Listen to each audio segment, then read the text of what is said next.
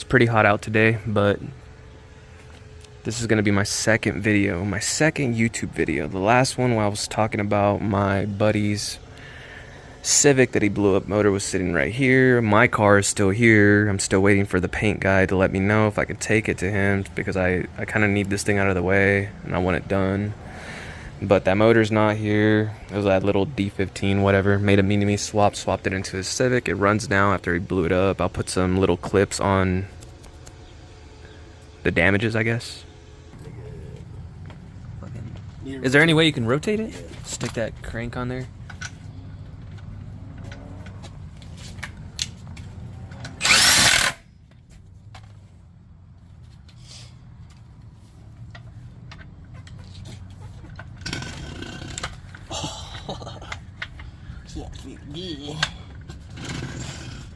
Completely melted the sleeve. That glare is bad, but fucked. And now we have the D15B7 with the YA head, so little mini-me. But anyways, this is my girlfriend's car. It's a 1992 Acura Integra. Actually had this car for a couple of months now. It was sitting at my storage. Picked it up like 45 minutes away. Paid like 250 bucks. It's pretty clean, pretty clean. It was just a rolling shell. The window's busted. I don't know why I got it like that, but it's pretty clean. This engine was not in it. This originally came out of my girlfriend's original car that she had. It was a 1990. This is a 92. And this motor came out of her car, but her car got rear-ended. I'll probably put some clips on what it looked like and the damage when I got hit in the back.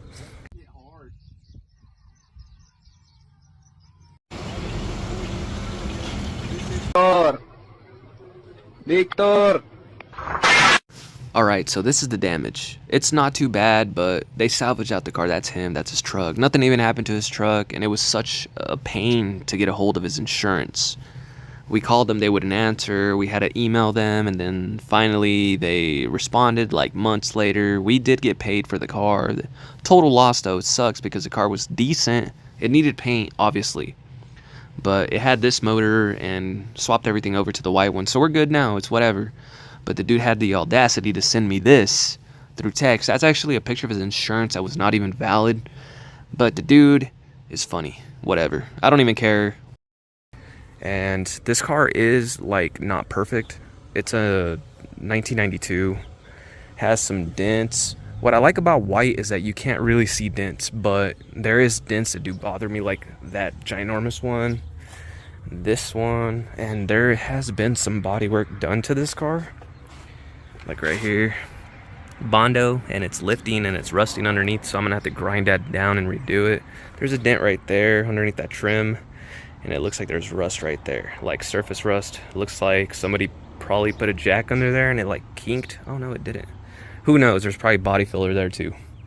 But car has been sitting for 6 years, so for a fact I knew that the fuel pump was bad, so I ended up making it a little access hole, make it serviceable instead of dropping the gas tank to swap the fuel pump. So I put a stock one in it for now, and the engine was kind of hurt. It made some weird noises. I just re-bearinged it, put new rods and mains, new head gasket. There was a massive oil leak before on this feed line. And that T-fitting back there where the oil sending unit for the turbo was leaking in her car, her original car, and I think it got a little low and it kind of like hurt the bearings a little bit, but it was savable. So I put some new bearings in it. Hopefully it works out. I didn't see no scars in the crank. Should have recorded this stuff, but you know what? Like, I get so busy. I just want to document stuff now on. Like, I just don't have time for this stuff, but I try. So I'm going to try. But I parted out her other car. It's at my parents' house. It's just a shell. It has a carbon fiber hood that I'm going to swap over to this one. What I like about this one, it's the pre-lift front end, whatever the fuck you call it. But it has a smiley face front bumper. Way better than the other one. And what I like about the rear bumper on these is that they have like some flair going on like this. Instead of it being flush, like the boxiness of the 90s, has like a flair, like a little diffuser. It's little things that count, that make it look good. But this is a B20 Z2 out of a CRV. And here in a little bit, I'm gonna hook it up on the Hondata, because her car was originally on Hondata, her other car, so everything's swapped over. This car's OBD1 since it's a 92, so it's just plug and play, which makes it nicer. No more jumper harnesses. But I have these LS1 injectors in here, truck injectors, with some adapters, and her car was never on injectors. I literally just put those on like yesterday. So I'm gonna have to get into the Hondata and change the dead times on the injectors and see if they'll fire up. So you guys will witness the fire up, the first start on this. I wish I recorded installing the engine and cleaning it, because this thing was filthy. It was kind of satisfying cleaning the engine because this shit was like black. Like, you did not see this. This was black. You can still kind of see it right here. I still need to hit that, but I'm not really too worried about it. I just want the car to run because it's been sitting here and I need to move it.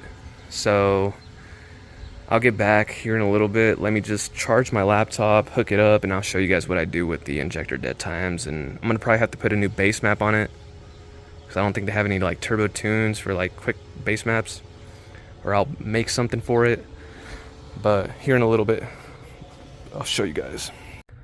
Okay, so this car's a mess. Like I said, it had a busted window. It's been sitting for 6 years. So all the elements and spiders, and look at this shit. It's all web right there. That shit's kind of scary. But Hondata's hooked up. So I gotta turn on the key to the on position. Hear the fuel pump. Man, that chime is gonna get annoying. But I hope you guys can hear me. I don't know why it does that. But I should be able to open up the tune, because I kind of deleted it. Nope. Fucked. Oh well. New calibration. Let's start it off with a stock P74. And a stock base map from a P74, which is a B18. Should work just to get it started. You want to go into the parameters, and you're gonna go to the injectors, fuel injectors. And right here, stock injector size is always 240cc on these older Hondas. Current injector size, you're gonna put 1000cc, and then on the injector voltage, comp, dead time, quick set, you want to go to, on these truck injectors, they're the same as injector dynamics. You can run that dead time on it and it will work, which is insane. You want to upload it, and then you want to go back to your tables. I don't know what else I have in this that I have to deactivate. Oh, there's already an error code. Let's check that. Let's see. Electric load detector. Don't really care about that. It'll still start. But let me get on the passenger side. I'm doing this by phone, so it kind of sucks. Oh man, it's getting hot. It's getting hot. I'm scared to sit in this car because I feel like there was a freaking Black Widow under it when I took off the cover for the shift linkage. There was a fucking Black Widow under there. So let's try it. It's already data logged. It's let me re-upload.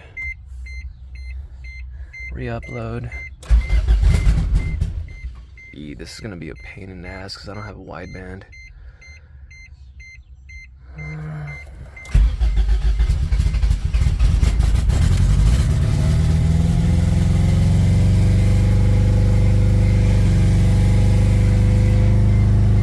Three error codes. Fuel injector. Oh yeah, I forgot about that. Why is it idling so high, man? Sensors. I'm gonna turn it off because that shit's idling way too high. So it sounds like a Subaru right now. I can't even talk right now, but I ordered this harness off of eBay. It took forever to get here. I got it and I noticed that the injector pigtails, the wiring on it was chewed up like by mice. So I checked it all. It was just that one. I think it was injector 3. So I need to fix that, but it started. This car's been sitting for 6 years. This was the first try. As you can see, I had to change the dead times for the injectors, but it was the first time trying to start it, and it started. So I'm gonna go on the oxygen. I can deactivate that. Just go to miscellaneous and disable. I can actually disable the injector error. Disable. I think I can go to like closed loop. Disable.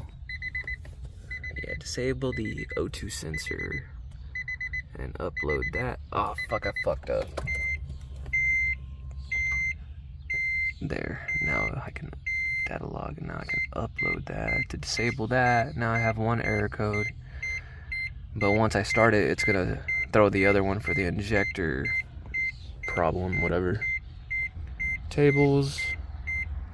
I wanted to go into the idle air control valve, and that is in parameters, and I can go into the idle part of this, and it's on normal. It might be idling high right now because it doesn't have coolant. So I'm gonna decrease it by a bunch. I'm gonna upload that. Try it one more time. Let me go back to the tables.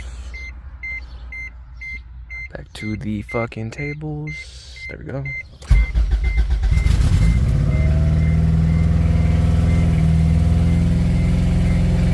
Still idling kind of high. I wonder if the speedometer works. Yeah, speedometer works. It doesn't have CV axles in it right now, but you check if anything is leaking. Yeah, it sounds like a straight Subaru right now.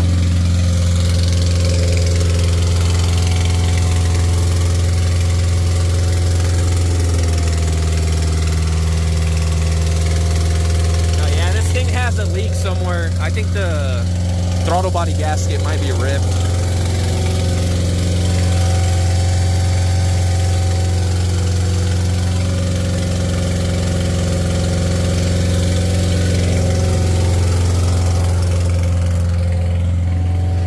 Shit is loud and it's smoking like crazy. But it starts right up. That's all I care about. Jesus. Yeah, I think it's burning off all of the oils from like my hands when I was like installing the header on it.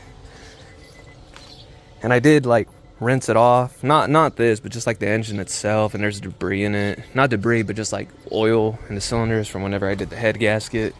But it started right up. I'm gonna upload later. I'm gonna call it done for today because I've been on this for like 2 days. Just wanted it to start. I need to put the exhaust on it. I need to fix that injector. That can be another reason why it's idling high, and the coolant. But I do think that throttle body gasket is torn, and it's probably causing a leak in between the intake manifold and the throttle body, because these things, it has a skunk tube 70 mil, and there's like a port that goes from the throttle body before in front of the throttle body blade, and it bleeds off to here, and this adjusts your idle. And right here in between the blade and that port, it's super thin, and I don't really like running these skunk tube intake manifolds because they're more of like, I think, NA setup, like no turbo, just NA. And then whenever you boost them, it'll pop that gasket in between the IAC, the idle air control valve, and the throttle body, and it'll cause a leak and it'll make them idle high. I would rather run a stock manifold because like this, I mean, yeah, it'll help, but like forced induction, like you're not gonna tell the difference if you run a bigger throttle body. You're not gonna make that much of a difference on like something like this, like a little street Honda. I've seen people push like 600 horse on like an LSV Tech stock manifold, 600 horse. You don't need that stuff, but it does help. Like if you got the money to spend, I say do it, but whenever you just want to drive the car, you know, and make it quick, you don't need that stuff. But this is going to be the end of the video. I got it to start. Car's been sitting for 6 years. It runs. It doesn't sound like it's knocking, just misfire and no exhaust. And I'm going to try to get this thing rolling. I probably will upload that later. I'll record on it. But for now, I'm done with this video. This video is going to be long as hell. And let me know what you guys think about the video. Thumbs up, subscribe, comment, say like you want more, you know, more videos like this. And I will start uploading more. And for sure, we'll do stuff on that. My R32 with the 2JZ. I will do stuff with that. I was gonna sell it, but this dude lost his job, so I don't know, just sitting there. The BMW, I was gonna sell it. If somebody offers me cash, I'll sell it, because I really want to get my Integra going. I miss driving this thing. So yeah, like, comment, subscribe, and peace.